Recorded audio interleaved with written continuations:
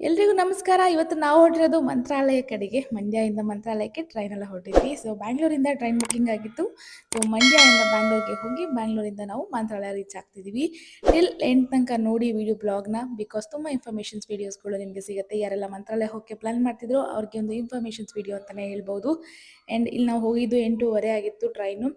ಹಾಗಾಗಿ ಇಲ್ಲೆಲ್ಲ ಆಟೋ ಅಂತೂ ಎನಿ ಟೈಮ್ ಇರುತ್ತೆ. ಮಿಡ್ ನೈಟಲ್ಲೂ ಕೂಡ ಆಟೋ ನಿಮಗೆ ಫೆಸಿಲಿಟಿ ಸಿಗುತ್ತೆ ಮಂತ್ರಾಲಯಕ್ಕೆ ಹೋಗೋಕ್ಕೆ. ನೀವು ಮಿಡ್ ನೈಟ್ ಟ್ರೈನ್ ಹೋದರೂ ಕೂಡ ನಿಮಗೆ ಆಟೋ ಫೆಸಿಲಿಟೀಸ್ ಇರುತ್ತೆ. ಆರಾಮಾಗಿ ಬಂದು ನೀವು ಮಂತ್ರಾಲಯ ತಲುಪಬಹುದು. ಮಿಡ್ ನೈಟ್ ಕೂಡ ನಿಮಗೆ ರೂಮ್ ಫೆಸಿಲಿಟೀಸ್ ಕೊಟ್ಟಿದ್ದಾರೆ. ರೂಮ್ ಬುಕಿಂಗ್ ಮಾಡ್ಕೋಬೇಕಂತಂದರೆ ನೀವು ಬಿಫೋರ್ 1 ಮಂತ್ ಮುಂಚೆ ರೂಮ್ನ ಬುಕಿಂಗ್ ಮಾಡ್ಕೋಬೇಕು. ಮಂತ್ರಾಲಯದಲ್ಲಿ 250 ಇಂದ ಹಿಡಿದು ನಿಮಗೆ 1700 ತನಕ ರೂಮ್ ಅವೈಲಬಿಲಿಟಿ ಇದೆ. ಎಲ್ಲ ಥರ ರೂಮ್ಸ್ಗಳು ಇರುತ್ತೆ. ಆಪ್ಷನ್ಸ್ ಕೂಡ ಕೊಟ್ಟಿದ್ದಾರೆ. ಇನ್ನು ರೂಮ್ ಬುಕಿಂಗ್ ಅಂತ ವಿಚಾರಕ್ಕೆ ಬಂದರೆ ನೀವು 1 ಮಂತ್ ಮುಂಚೆನೇ ರೂಮ್ನ ಮಠದ ರೂಮ್ಗಳು ಬೇಕು ಅಂತಂದರೆ 1 ಮಂತ್ ಮುಂಚೆನೇ ನೀವು ಬುಕಿಂಗ್ ಮಾಡ್ಕೋಬೇಕಾಗತ್ತೆ. ಬುಕಿಂಗ್ ಮಾಡ್ಕೋಬೇಕಾದ್ರೆ ಮಿಡ್‌ನೈಟ್ 12:00ಗೆ ಡೇಟ್ ಓಪನ್ ಆಗುತ್ತೆ. ಯಾವ ಡೇಟ್‌ಗೆ ನೀವು ಹೋಗ್ತಿದ್ದೀರೋ ಆ 1 ತಿಂಗಳು ಮುಂಚೆ ನೀವು ಮಠದ ರೂಮ್‌ಗಳನ್ನ ಬುಕಿಂಗ್ ತೊಗೋಬೇಕಾಗತ್ತೆ.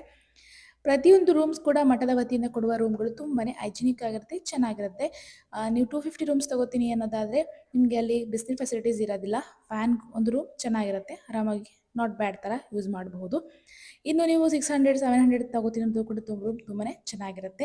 ಬುಕಿಂಗ್ ಮಾಡಬೇಕಾದ್ರೆ ತುಂಬ ಕೇರ್ಫುಲ್ಲಾಗಿ ಮಾಡಿ. 1 ಮಂತ್ ಮುಂಚೆ ಮಾಡಬೇಕು. ಮಿಡ್‌ನೈಟ್ 12:00ಗೆ ನೀವು ಮಾಡ್ಕೋಬೇಕು. ಬೇಗ ಮಾಡಬೇಕು. ಬಿಕಾಸ್ ನಿಮಗೆ 12:05ಗೆಲ್ಲ ರೂಮ್ ಆಲ್ರೆಡಿ ಅಲರ್ಟ್ ಆಗಿಬಿಟ್ಟಿರುತ್ತೆ. ತುಂಬ ಜನ ಮಾಡ್ತಿರ್ತಾರೆ. ಹಾಗಾಗಿ ಸರ್ವರ್ ಕೂಡ ಬ್ಯುಸಿ ಬರೋ ಚಾನ್ಸಸ್ ಇರುತ್ತೆ.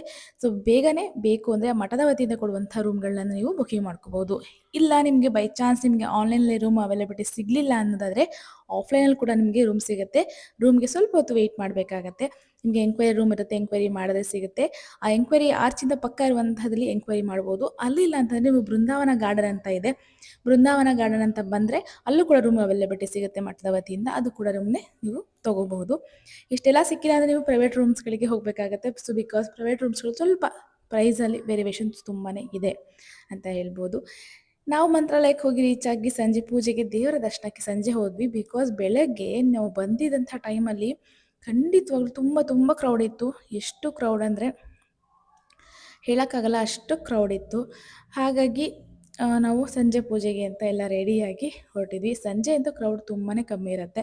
ಬಿಕಾಸ್ ನಾವು ಅಲ್ಲೇ ಸ್ಟೇ ಆಗಿ ನಿರ್ಧಾರ ಮಾಡಿದ್ರಿಂದ ಸಂಜೆ ದರ್ಶನ ಮಾಡೋಣ ರಾಯರನ್ನ ಅಂತ ಅಂದ್ಕೊಂಡ್ವಿ. ದರ್ಶನ ಅಂತೂ ತುಂಬ ಚೆನ್ನಾಗಾಯಿತು. ಅಷ್ಟೇ ಅಲ್ಲದೆ ಸಂಜೆ 7 ಗಂಟೆಗೆ ನಿಮಗೆ ಇಲ್ಲಿ ರಥೋತ್ಸವ ಕೂಡ ನಡೆಯುತ್ತೆ. ಅದು ಕೂಡ ದರ್ಶನ ನಮಗೆ ಚೆನ್ನಾಗೇ ಆಯಿತು.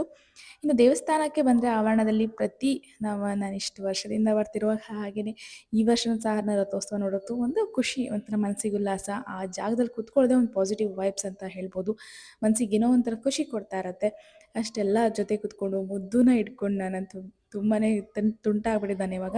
ಅವ್ರಿಗೂ ಪ್ರದಕ್ಷಿಣೆ ಹಾಕಿಸಿ ರಾಯರ ದರ್ಶನ ಮಾಡಿಸಿದ್ವಿ. ಆಮೇಲೆ ಸ್ವಲ್ಪ ಹೊತ್ತು ಕೂತಿದ್ವಿ. 6:30 ಒಳಗಡೆ ಹೋಗಿ 6:30 7ಗೆಲ್ಲ ರಥೋತ್ಸವ ಸ್ಟಾರ್ಟ್ ಆಗುತ್ತೆ. ಹಾಗಾಗಿ ಎಲ್ಲ ಕೂಡ ವೆಯ್ಟ್ ಮಾಡ್ತಾ ಇದ್ವಿ.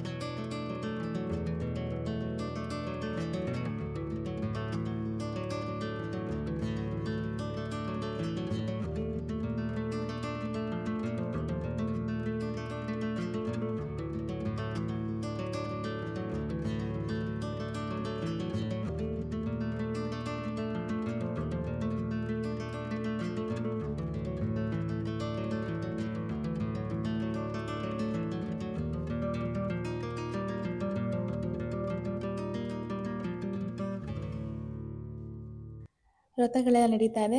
ಅದ್ಭುತವಾಗಿ ದರ್ಶನ ಆಯಿತು. ಅದಾದಮೇಲೆ ಸ್ವಲ್ಪ ಹೊತ್ತು ದೇವಸ್ಥಾನದಲ್ಲೇ ಕೂತಿದ್ವಿ. ಇನ್ನು ಊಟನೂ ಕೂಡ ದೇವಸ್ಥಾನದ ಹೊತ್ತೇ ಸಿಗತ್ತೆ. ಊಟ ಮುಗಿಸ್ಕೊಂಡು ನಾವು ನಮ್ಮ ರೂಮ್ ಕಡೆಗೆ ಹೊರಟ್ವಿ. ದರ್ಶನ ಅಂತೂ ತುಂಬಾ ಚೆನ್ನಾಗಾಯಿತು. ನಾನು ಬೆಳಗ್ಗೆ ಇದ್ದಿದ್ದ ಕ್ರೌಡ್ ನೋಡಿ ಅಂದ್ಕೊಂಡೆ ಬಹುಶಃ ತುಂಬ ಜನ ಇರ್ತಾರೆ ಅಂತ. ಸೊ ಜನ ಇದ್ದರು, ಬಟ್ ಬೇಗನೆ ದರ್ಶನ ಆಯಿತು. ಎಲ್ರಿಗೂ ಕೂಡ ಒಂದು ಚೆನ್ನಾಗಿರುತ್ತೆ ಒಳಗಡೆ ರಥಗಳು ನಡೆಯೋ ಸಮಯದಲ್ಲಿ. ಇನ್ನು ಮುದ್ದೆ ತರ್ಲೆ ನೋಡಲೇಬೇಕು ನೀವು. ಅಲ್ಲಿ ಮಾತಾಡಿಸ್ಕೊಂಡು ಎಲ್ರೂ ಫೋಟೋಸ್ ತೆಗೆಸ್ಕೊಂಡು ಅವನು ಫೋಟೋ ತೆಗಿಯೋದೆಲ್ಲ ಕಲ್ತ್ಬಿಟ್ಟಿದ್ದಾನೆ.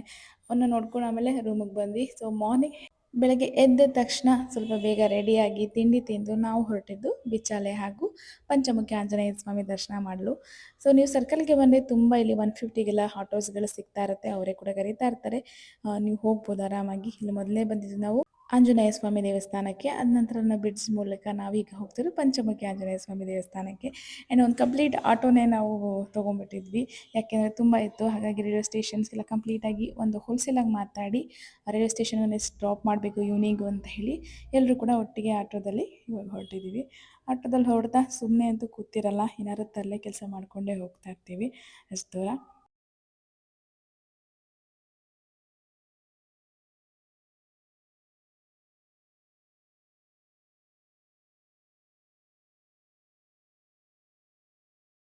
ಪಂಚಮುಖಿಗೆ ಬಂದ್ವಿ. ಸೊ ನಾವು ಬಂದಾಗ ಅಷ್ಟು ಕ್ರೌಡ್ ಇರಲಿಲ್ಲ. ಸೊ ನೀವು ಯಾವಾರ ಬಂದರೆ ಅರ್ಲಿ ಮಾರ್ನಿಂಗ್ ಬನ್ನಿ, ಬೇಗನೆ ದರ್ಶನ ಆಗುತ್ತೆ.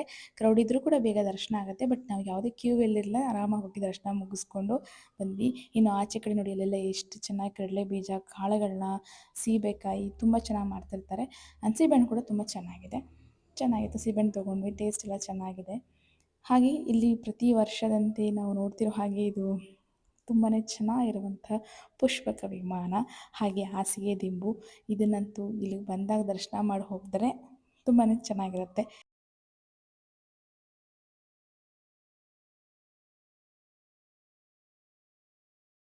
ಹಾಗೆ ಪಂಚಮುಖಿ ಆಂಜನೇಯ ದೇವಸ್ಥಾನದ ಹಿಂಭಾಗದಲ್ಲಿರುವಂತಹ ದೇವಿ ದರ್ಶನ ಕೂಡ ಮಾಡಿದ್ವಿ. ಬಹುಶಃ ಇಲ್ಲಿಗೆ ಕೆಲವ್ರಿಗೆ ಮಾತ್ರ ಗೊತ್ತಿರುತ್ತೆ ಇಲ್ಲಿ ದೇವಿ ಕೂಡ ಇದ್ದಾರೆ ಅಂತ ಹೇಳಿ. ಅದು ನಮಗೆ ವರ್ಷದ ಪ್ರತಿ ವರ್ಷ ಇಲ್ಲಿ ಬಂದಾಗ ಬರ್ತಿದ್ವಿ ಅಲ್ಲ, ಹಾಗಾಗಿ ಇಲ್ಲಿ ಬಂದು ನಮಸ್ಕಾರ ಮಾಡಿಕೊಂಡು ಆಮೇಲೆ ಅಲ್ಲಿಂದ ಕೆಳಗಡೆ ಬಂದ್ವಿ. ಇದು ಕೂಡ ಅಷ್ಟೇ ಪ್ರಶಾಂತವಾಗಿದೆ ವಾತಾವರಣ. ಇಲ್ಲಿ ಸ್ವಲ್ಪ ಕೋತಿಗಳ ಜಾಸ್ತಿ ಇದೆ, ಸೊ ಹೋದಾಗ ಸ್ವಲ್ಪ ಕೇರ್ಫುಲ್ ಆಗಿರಬೇಕಾಗುತ್ತೆ, ಅಷ್ಟು ಜನ ಇದೆ.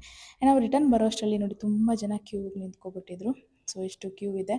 ಸೊ ಬೇಗ ಬಂದರೆ ಬೇಗ ದರ್ಶನ ಮಾಡ್ಕೊಂಡು ಹೋಗ್ಬೋದು. ಸ್ವಲ್ಪ ಒಳಗಡೆ ಎಲ್ಲ ತುಂಬಾ ಲೈನಿಂಗ್ ರೊಟೇಟ್ ಆಗ್ತಾ ಇರಬೇಕು. ಸೊ ಬೇಗ ಬೇಗ ದರ್ಶನ ಆಗಿದ್ದರಿಂದ ನಾವು ಅಲ್ಲಿಂದ ಮುಗಿಸ್ಕೊಂಡು ಆಂಜನೇಯ ಸ್ವಾಮಿ ದೊಡ್ಡದಾದಂತಹ ಗದೆ ದರ್ಶನ ಕೂಡ ಆಯಿತು. ಅಷ್ಟೇ ಅಲ್ಲದೆ ಅವರು ಹಾಕ್ತಿದ್ದಂತಹ ಪಾದಕೆಗಳು, ದೊಡ್ಡದಾದಂತಹ ಪಾದಕೆಗಳ ಕೂಡ ದರ್ಶನ ಆಯಿತು. ಅಲ್ಲಿಗೂ ಕೂಡ ನಮಸ್ಕಾರ ಮಾಡಿ ಅಲ್ಲೇ ಇದ್ದಂತಹ ಪುಟ್ಟ ಪುಟ್ಟ ಅಂಗಡಿಗಳಲ್ಲಿ ಶಾಪಿಂಗ್ ಮಾಡಿದ್ವಿ. ಸ್ವಲ್ಪ ರೇಟ್ ಜಾಸ್ತಿ ಅನಿಸುತ್ತೆ. ಸೊ ಕೀ ಮಂಚೆಲ್ಲ ತೊಗೋಬೋದು, ಆರಾಮಾಗಿ ತೊಗೊಂಡ್ವಿ. ಆಮೇಲೆ ಸ್ವಲ್ಪ ಹೊತ್ತು ಕೂತಿದ್ದು, ಅಲ್ಲಿ ಪ್ರಸಾದ ತೊಗೊಂಡ್ವಿ. ಪ್ರಸಾದ ಎಲ್ಲ ತಿಂದ್ಕೊಂಡು ಆಮೇಲೆ ಆಚೆ ಬಂದ್ವಿ. ಎಷ್ಟು ಚೆನ್ನಾಗಿತ್ತು. ಆಮೇಲೆ ಅಲ್ಲಿಂದ ನಾವು ನೆಕ್ಸ್ಟ್ ಹೊರಟಿದ್ದು ಬಿಚ್ಚಾಲೆಗೆ. ಹಾಗೆ ಇಲ್ಲಿಂದ ಮುಗಿಸ್ಕೊಂಡ ನಂತರ ನಾವು ಹೋಗಿದ್ದು ಬಿಚ್ಚಾಲೆಗೆ. ಇಲ್ಲಿ ಕೂಡ ದೇವಸ್ಥಾನ ಹೊಸದಾಗಿ ಜೀರ್ಣೋದ್ಧಾರ ಆಗಿದೆ, ಅದನ್ನು ಕೂಡ ನೋಡಿದ್ವಿ. ಬಹಳ ಚೆನ್ನಾಗಿದೆ. ಇಲ್ಲಿ ಇಂಥ ದೇವಸ್ಥಾನದ ವಿಶೇಷತೆ ಏನಪ್ಪ ಅಂತಂದರೆ, ಬಿಚ್ಚಾಲಮ್ಮನ ದೇವಸ್ಥಾನದ ವಿಶೇಷತೆ ಇಲ್ಲಿ ಬಾಳೆಹಣ್ಣು ಹಾಗೂ ಬೆಲ್ಲವನ್ನು ಉಪಯೋಗಿಸಿ ದೇವಸ್ಥಾನ ನಿರ್ಮಾಣ ಮಾಡಲಾಗಿದೆ. ದೇವಿಯ ದೇವಸ್ಥಾನ ಅಂತೂ ಅದ್ಭುತವಾಗಿದೆ ಅಂತ ಹೇಳ್ಬೋದು. ಇನ್ನು ಪಕ್ಕದಲ್ಲೇ ಬೋರ್ ಕೆರೆದು ಹರಿಯುತ್ತಿರುವಂಥ ನದಿ ನೋಡಲು ಬಹಳ ಸುಂದರವಾಗಿದೆ. ನದಿ ತೀರದಲ್ಲಿ ದೇವಸ್ಥಾನ ಇರೋದು ಇದೊಂದು ಖುಷಿ ವಿಚಾರ ನಮಗೆ.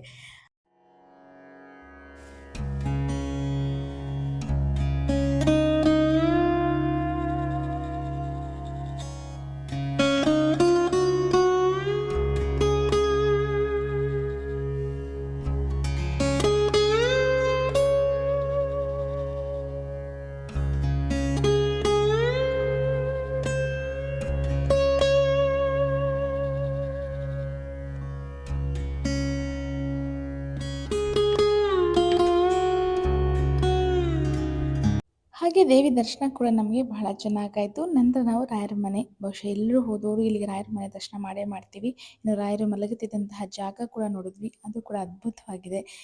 ನಾವು ಯಾವುದೇ ಒಂದು ದೇವಸ್ಥಾನಕ್ಕೆ, ರಾಯರ ದೇವಸ್ಥಾನಕ್ಕೆ ಹೋದಾಗಲೂ ನಮಗೆ ಒಂದು ಅನುಭವ ಆಗುತ್ತೆ. ಆ ಅನುಭವನ ಬಹುಶಃ ಬೇರೆ ಯಾರ ಹತ್ರ ಹೇಳೋಕ್ಕಾಗಲ್ಲ, ಅದು ಅವರವರಿಗೆ ಅನುಭವ ಆಗುತ್ತೆ. ಬಹುಶಃ ಹಾಗಾಗಿಯೇ ರಾಯರ ಭಕ್ತರಿಗೆ ಮಾತ್ರ ಗೊತ್ತು ಆ ಅನುಭವಗಳು. ನಮಗಂತೂ ಅದ್ಧೂರಿಯಾಗಿ ದರ್ಶನ ಆಯಿತು, ಅದ್ಧೂರಿಯಾಗಿ ಎಲ್ಲ ಕೂಡ ಅದ್ಧೂರಿಯಾಗಾಯಿತು. ನೆಕ್ಸ್ಟ್ ನಾವು ಸಂಜೆ 8:30 ಟ್ರೈನ್ಗೆ ಮಂಡ್ಯ ಕಡೆ ಹೊರಟ್ವಿ.